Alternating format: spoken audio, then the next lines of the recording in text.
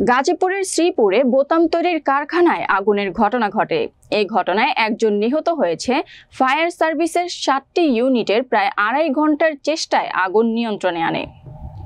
শ্রীপুর উপজেলা প্রতিনিধি মাসুম রানার প্রতিবেদনে বিস্তারিত। রবিবার দুপুর 1:30টার দিকে শ্রীপুর পৌরসভার 4 নম্বর ওয়ার্ডের ভাংনাহাটি গ্রামের M&U ট্রিমস লিমিটেড নামের কারখানায় এই অগ্নিকাণ্ডের ঘটনা ঘটে। বিকেল 4টার দিকে আগুন নিয়ন্ত্রণে আসে। কারখানার কর্তৃপক্ষ জানায়, রোববার দুপুরে হঠাৎ করে কারখানার কেমিক্যাল গুদামে অগ্নিকাণ্ডের ঘটনা ঘটে। মুহূর্তেই বেশ কয়েকটি বিস্ফোরণ হয়। কারখানার লোকজন আতঙ্কিত হয়ে ছোটাছুটি শুরু করেন। পরে ফায়ার সার্ভিসে খবর দিলে ফায়ার সার্ভিসের 7টি ইউনিট 2.5 ঘন্টার চেষ্টায় আগুন নিয়ন্ত্রণে আনে।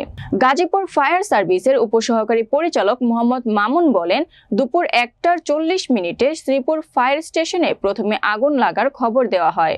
1:56 শ্রীপুর ফায়ার সার্ভিসের 2টি ইউনিট আগুন নিয়ন্ত্রণে আনতে কাজ শুরু করে। যেহেতু কেমিক্যাল ড্রামে বিস্ফোরণের খবর ছিল, তাই গাজীপুর চৌরাস্তা মডার্ন ফায়ার স্টেশনের 3টি, রাজেন্দ্রপুর মডার্ন ফায়ার স্টেশনের 2টি সহ 5টি ইউনিট ডাকা হয়। সব মিলিয়ে মোট 7টি ইউনিট আগুন নিয়ন্ত্রণে আনতে কাজ শুরু করে।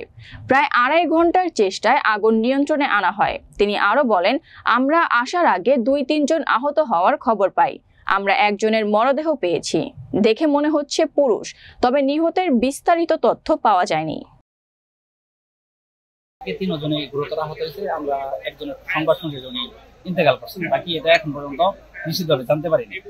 আর আমাদের কেমিক্যাল সব থেকে বড় গোডাউন ছিল এই পাশে, যেখান থেকে কেমিক্যাল গুলো আমরা ইতিমধ্যে সরাইতে পারছি।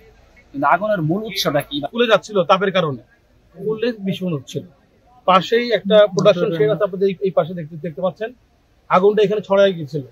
তো আলহামদুলিল্লাহ আমরা এসে এই শেডের অর্ধেকের কম অংশের মধ্যে আগুনটাকে কন্ট্রোল করে ফেলেছি। এখন পর্যন্ত যেটা ছিল বিস্ফোরণ এবং ঝুঁকিপূর্ণ কাজ ছিল এটা, কারণ কেমিক্যালের বিষয়ে আপনার এখানে একটা কেমিক্যালের গোডাউন দিতে পারছেন। এটা ছিল আমাদের মেইন চ্যালেঞ্জ।